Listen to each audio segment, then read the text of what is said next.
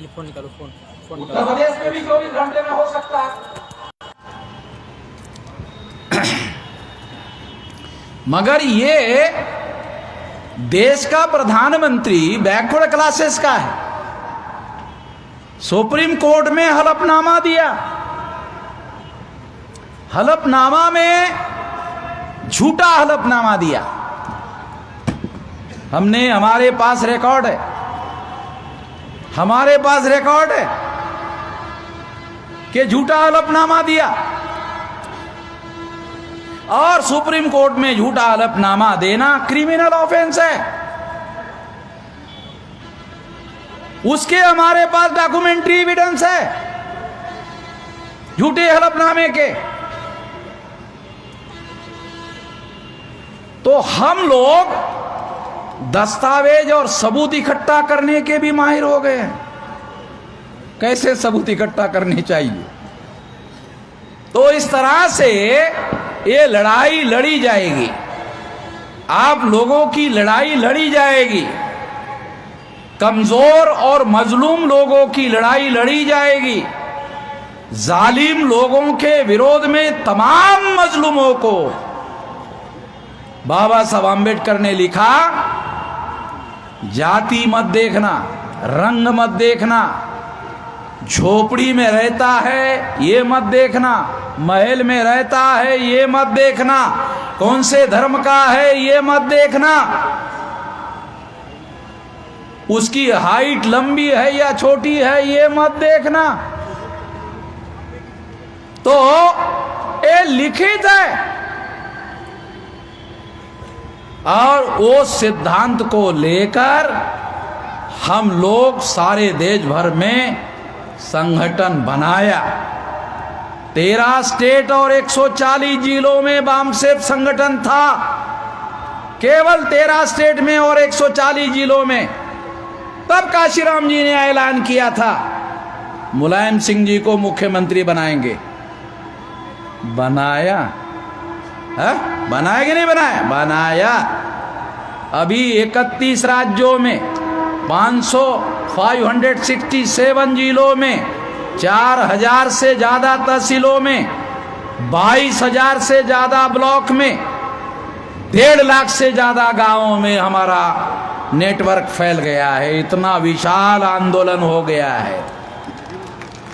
तो आंदोलन को, मिशन को हमने कमीशन नहीं बनाया, बनने दिया।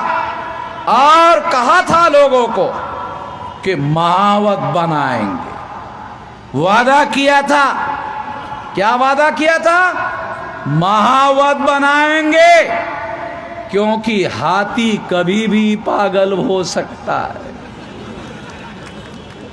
आपको लग रहा होगा कि मैं बहुजन समाज पार्टी के हाथी के बारे में बोल रहा हूं। नहीं नहीं नहीं नहीं नहीं, राजनीति का हाथी, सत्ता का हाथी कभी भी पागल हो सकता है।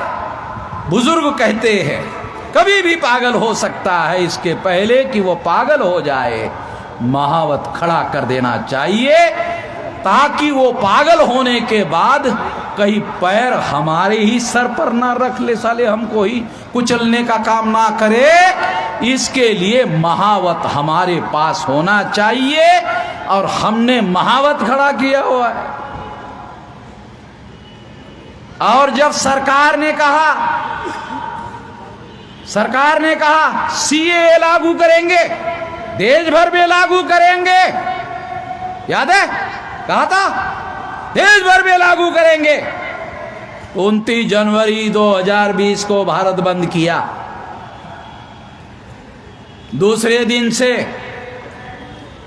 पहले होता था daily CAA CAA CAA CAA, साले 10 जगह अखबार में और टीवी में खबरें आती थी।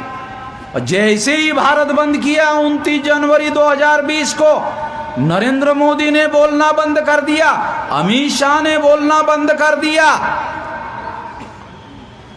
सीएए बोलना ही बंद कर दिया। बोल रहे अभी? हाँ बोल रहे, बोलना ही बंद कर दिया, सीएए बंद। और जब बोलना बंद कर दिया तो अपोजिशन पार्टी ने पार्लियामेंट में पूछा, क्या पूछा? वो सीए तुम सारे देश भर में लागू करने वाले थे, वो तैयारी कहां तक आ गई लागू करने की? तो गृह राज्य मंत्री ने जवाब दिया, क्योंकि होम मिनिस्टर अमित शाह को बोलने के लिए शर्म लगी कि साला मैंने तो कहा था पार्लियामेंट में सारे देश भर में लागू करूंगा, अब कौन से मुंह से कहूं?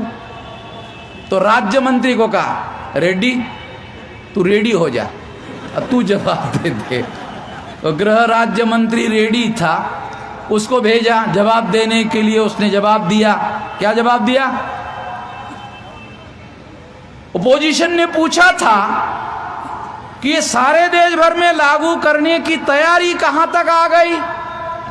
तो सरकार ने जवाब दिया, इस पर अभी सरकार ने विचार नहीं किया है, अभी हम लोग जिंदा है, विचार करेंगे क्या? करने देंगे? अगर दोबारा करेंगे तो हम है इधर। और मैं तो ये कहता हूं कि वो लागू करने के बारे में कोशिश करे तो इससे एक काम बहुत आसान होगा। कौन सा? कि SC ST OBC के लोगों को तो हमारी बात समझ में आती है, मुस्लिम समाज के लोगों को हमारी बात पूरी तरह से समझ में नहीं आती है। मगर जब CAA के लिए भारत बंद का हमने ऐलान किया तो सारे देश भर में मुस्लिम लोगों ने हमारा साथ दिया, सारे देश भर में। तो CAA अगर भारत सरकार लागू करेगी तो SC ST OBC और मुसलमानों का इत्तेहाद और मुसलमानों की एकता जल्दी होगी। और अमित शाह, नरेंद्र मोदी, RSS और विश्व हिंदू परिषद का जल्दी राम नाम सत्य होगा। अगर वो लागू करने की कोशिश करेंगे तो हमारे लोगों का इत्तेहाद जल्दी होगा, एकता जल्दी होगी। तो इसलिए साथियों, हम तो एकता की बात कर रहे हैं, इत्तेहाद की बात कर रहे हैं मजलूमों के।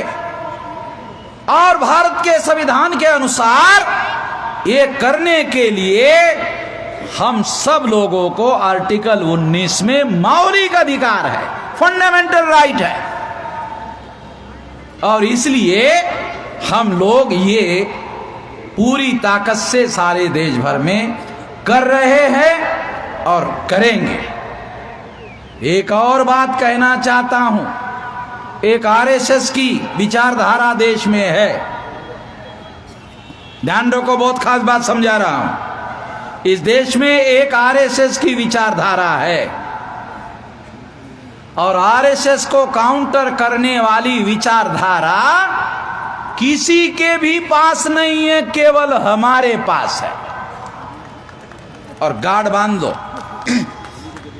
और किसी को वेरिफिकेशन करना है, अंग्रेजी का शब्द है वेरिफिकेशन, सही गलत का फैसला करना है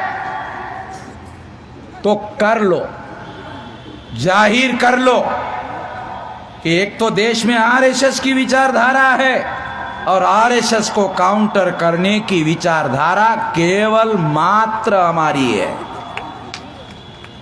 केवल मात्र हमारे पास है। और इसलिए बीच में जो बहुत सारे कम्युनल सेकुलर, अरे फालतू बातें रे, हमारे पास है असली विचारधारा काउंटर में। तो इस बात को आप लोग समझने की कोशिश करो और समझकर उस पर अमल करने की कोशिश करो। जितने जल्दी अमल होगी उतने जल्दी इस देश का समस्याओं का समाधान होगा।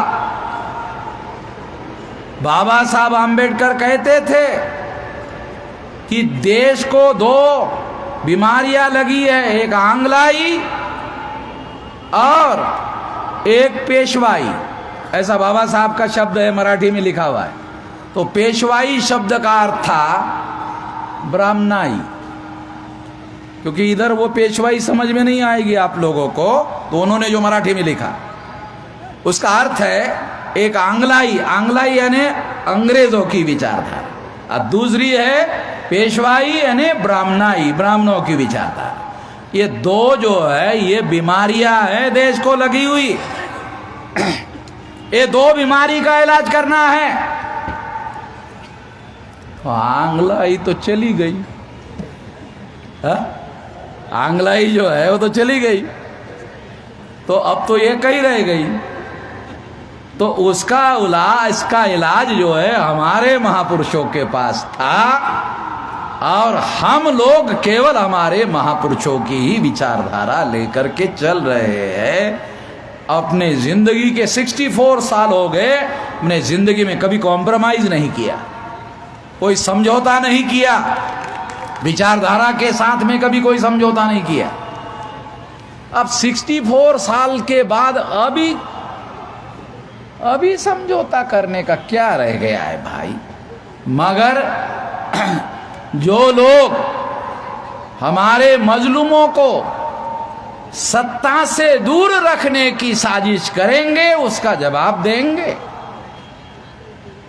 जो लोग हमारे मजलूमों को सत्ता से यानी परिवर्तन का साधन, ध्यान रखना सत्ता किसको कहता हूं मैं, सत्ता का मतलब है परिवर्तन का साधन, इससे दूर रखने की कोशिश करेंगे उसका जवाब दिया जाएगा, उसका हम जवाब देंगे, छोड़ेंगे नहीं। इस बात को जरूर ध्यान रखा जाए। अभी आज के अखबार में एक बयान आया है बीजेपी के प्रवक्ता का कि 2014 तक ये देश आंशिक मुस्लिम राष्ट्र था। एक बयान आया है बीजेपी के प्रवक्ता का कि ये देश 2014 तक आंशिक मुस्लिम राष्ट्र था। 2.5% नौकरी में मुसलमान नहीं है और मुस्लिम राष्ट्र था। कितनी झूठ बातें है भाई, झूठ की भी मर्यादा होनी चाहिए। 2.5% मुसलमानों को नौकरी नहीं दे रहे हो, प्रशासन में 2.5% नहीं दे रहे हो, और कह रहे हो कि देश जो है आंशिक मुस्लिम राष्ट्र था। उनकी संख्या अगर 15% है, अगर आपने 20% दिया होता तो माना जाता आप आंशिक मुस्लिम राष्ट्र है, मगर संख्या 15% है, 2.5% नौकरी नहीं दे रहे हो और कह रहे हो आंशिक मुस्लिम राष्ट्र था। 200% गलत बात। ध्यान रखो किस तरह का प्रोपेगेंडा किया जा रहा है। आंशिक मुस्लिम राष्ट्र की बात, त्रिपुरा की बात और मोहम्मद अली जिन्ना के रेफरेंस की बात, और बीजेपी के लोग महाराष्ट्र में मैदान में उतरकर जो फसाद करवाने का काम कर रहे हैं, वो सारी बातें अगर उत्तर प्रदेश में तुमने अगर विकास किया होता तो तुम्हारे पास बताने के लिए बहुत कुछ होता, मगर तुम्हारे पास बताने के लिए कुछ नहीं है। इसलिए तुम हिंदू मुसलमान का मामला खड़ा करना चाहते हो और तुम चुनाव ऐसा करके जीतना चाहते हो, नहीं जीतने देंगे। हाँ, ये खेल अब समझ रहे हैं हम लोग, ये खेल हम समझ रहे हैं, जीतने नहीं देंगे। और ये जो षड्यंत्र है इसको पूरी ताकत के साथ में हम लोग कोशिश करेंगे विफल करें। और 26 जनवरी 1950 को बाबा साहब आम्बेडकर ने जो रिपब्लिक कहा, रिपब्लिक प्रजाराज, रिपब्लिक कहा, प्रजाराज भारत में स्थापित होना चाहिए। ये प्रजाराज स्थापित करने के लिए आने वाले समय में पूरी ताकत, पूरी संगठन शक्ति के साथ, पूरी शक्ति के साथ इस काम के लिए लगेंगे। इस मौके पर मैं इतना ही कहना चाहता हूं। आपने मेरी बात ध्यान से सुनी, इसके लिए आभार, धन्यवाद।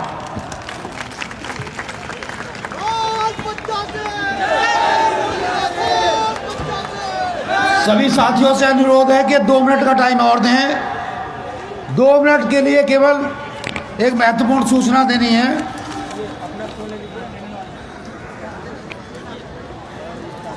अशोक कुमार खन्ना जी मंच पर आ जाएं।